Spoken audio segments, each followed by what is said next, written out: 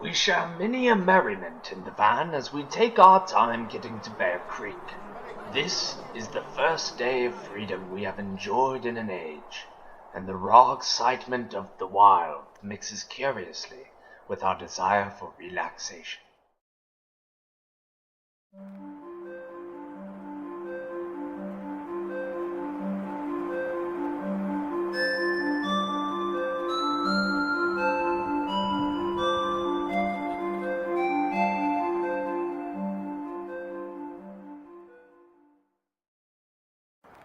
Journey into the valley commences, a 1,200-foot climb over the course of a mile.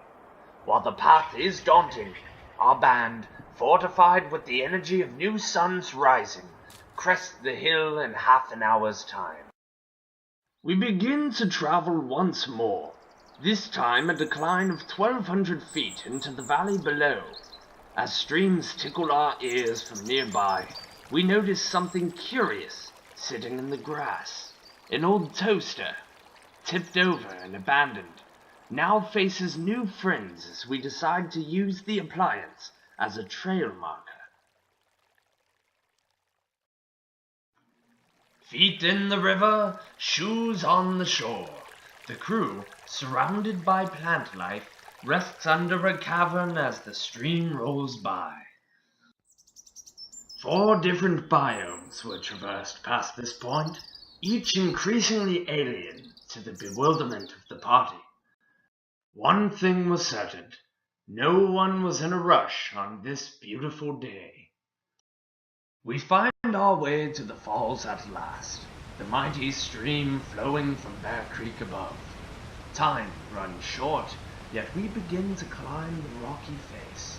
A hike becomes a scramble, an arduous climb. But we push on until small rocks begin to fall, a concrete shower raining on those below. I freeze, looking back only to see the forest behind me pulsing and emitting a strong purple hue. Suffice to say, we turn around at this point, and as darkness falls, we pull out a swath of underpowered flashlights in an attempt to illuminate the quest home. Michel, in a great bout of haste, builds a considerable distance from the rest of us. Trey soon catches up to take her side. Meanwhile, I stay with Kyle, progressing slowly but determined, for we strive not to let nightfall distract us from finding the rusty toaster that would surely act as our guidepost to salvation and sanctuary. Encountering an unfamiliar landscape, Kyle and I decide to call ahead. Michel! Trey! But our cries are returned only by the rustling of bushes, the whisper of wind, and the low rhythmic hum of a mountain lion waiting for the one to fall farthest behind. After venturing for some time, the hikers reunite on the shores of a foreign river. All in all, Michelle confirms our fear. Indeed, we had hiked at least 4 miles past that old rusty toaster. And so begins the second journey back. As we hike, time drags on. Stopping often to conserve energy, we stick together to avoid the follies of separation. But the toaster remains elusive, and I consider setting up a primitive camp and calling the night. For my bones ache, my stomach depleted, my breathing increasingly laborious in the dropping temperatures of the now wet air hanging at the valley floor.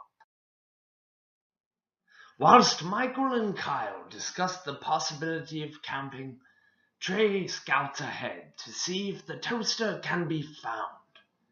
He does not return for some time, and we begin to worry and head forward to reunite the party once more. Another dozen minutes pass. Finally, we spot Trey, and at his feet, the rusty toaster we've been looking for. The toaster boosts the team's morale, embodying us with the energy needed for the last leg of the journey. Several stops are taken on the way up the same 1,200-foot challenge. But as the sky begins to lighten, we realize yesterday's trials are behind us, and the helplessness experienced, gone.